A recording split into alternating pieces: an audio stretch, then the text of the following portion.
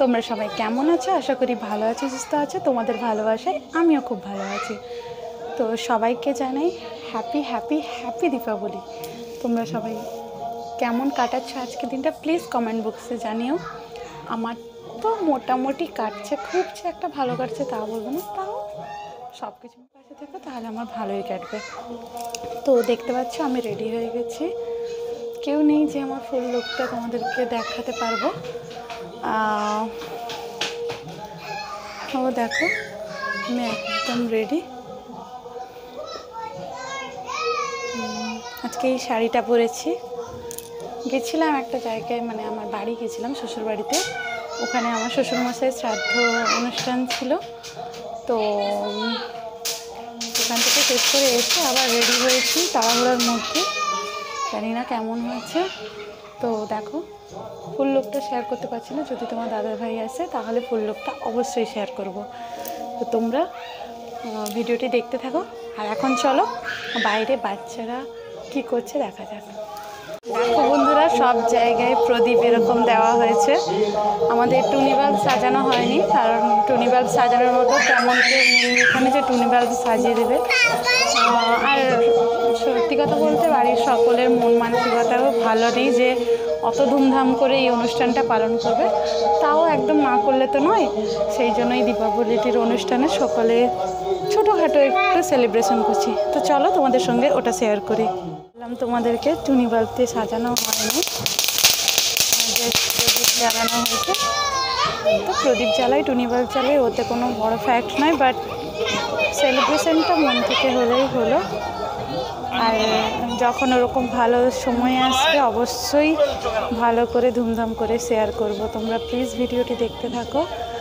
আর দেখো এখানে কি হচ্ছে, বাচ্চারা কি করছে দেখো।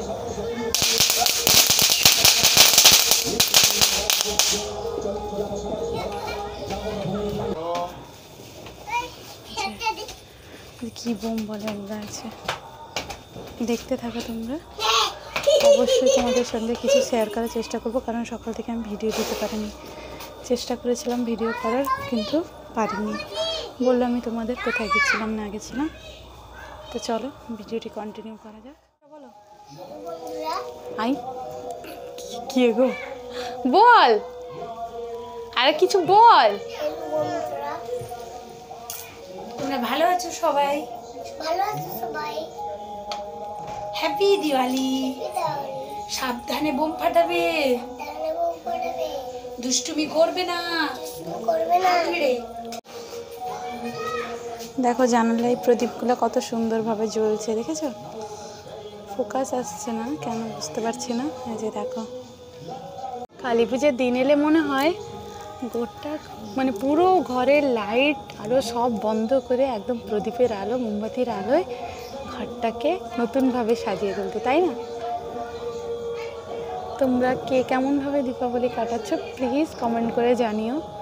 আর তোমরা ভিউজ তো আসছে বাট কেউ সাবস্ক্রাইব করছো না কেন? প্লিজ সাবস্ক্রাইব করে দিও চ্যানেলটিকে।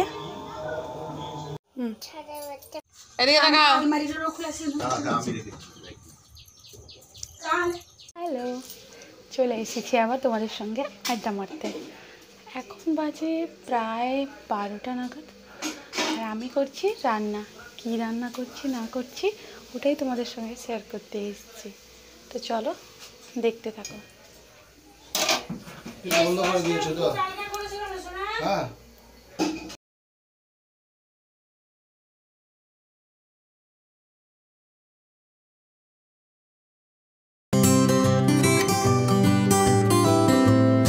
দেখো এখানে মুড়িঘণ্ট করবো মাছের মাথা দিয়ে, ওই জন্য আলু এই ছোটো ছোটো করে কেটে মাছের মাথা ভেজে নিয়েছি।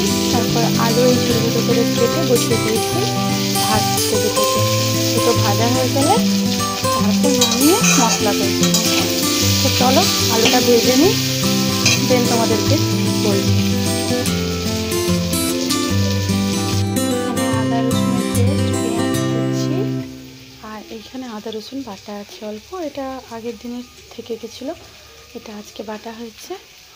আর এখানে দেখো পেঁয়াজ কুচি আর টমেটো আছে, তো এতে ভাজা হয়ে গেছে, এটা নামিয়ে নেব। নামিয়ে নিয়ে দেন মশলা কষবো। চলো এটা নামিয়ে নিই, তারপর দিচ্ছি, তারপর দেখাচ্ছি তোমাদেরকে। এই যে দেখো মশলা ভাজা চলছে, মশলাটা ভাজা হয়ে গেলে এই যে এখানে আছে আলু আর মাছের মাথাকে ভেজে রেখেছি, আর এখানে আছে গোবিন্দভোগ চাল, এটাকে ধুয়ে নেব। এখন ধুয়ে এটা দেওয়ার পর এই চালটা দিয়ে তারপর নাড়তে থাকবো। একটু কষানো হয়ে গেলে দেন আমি জল ঢেলে দেবো। তো করে নিই, তোমাদেরকে রান্না হওয়ার পরে শেয়ার করছি। আমাদের এখানে এখন একটা চলন আছে, নিয়ম বলতে পারো, নিয়ম আছে যে কালী পুজোর পরের দিন হলুদ না মেখে একটা জানি না বাইরে কতটা বেরোতে বুঝতে পারবে না। পারছো, তো দেখো কালারটা কিন্তু মাম্মাকে দারুণ এখানে হলুদ মাখিয়ে রেডি করে দিয়েছি।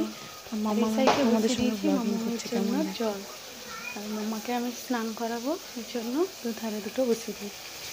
এই যে হচ্ছে, এতে আর একটু জল দিব, তারপর হয়ে গেলে নামিয়ে নেব।